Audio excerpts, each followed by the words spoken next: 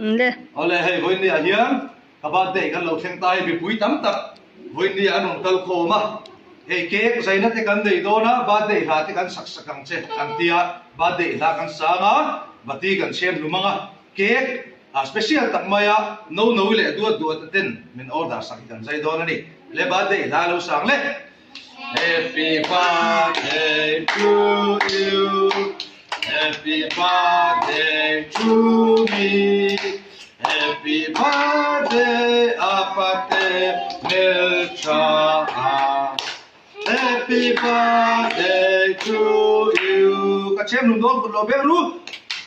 Oh, tihanin do tahianin. Keki asai chum som kala na. Oh, min baranga no ipon asai bere dorani. Oh, dua tan asai ta kan dua tan min barose. Birthday like tu in kasaya dua no ika bar pot anga. Kulo ber le dua takin kuting ha ko kuran lo. Hati cake still hi. Koi ama mi zo rama tu. Abang mani oh kuderu. Dua kel ni. Aku le ru sa oh kulo beru. Tu na birthday boy ya. Au te dua ta. Anh em là bằng á, con đuổi em chúng nó suy chẳng có lẽ nó suy tiến đến chủ để thôi này, nó chuyện là hơn.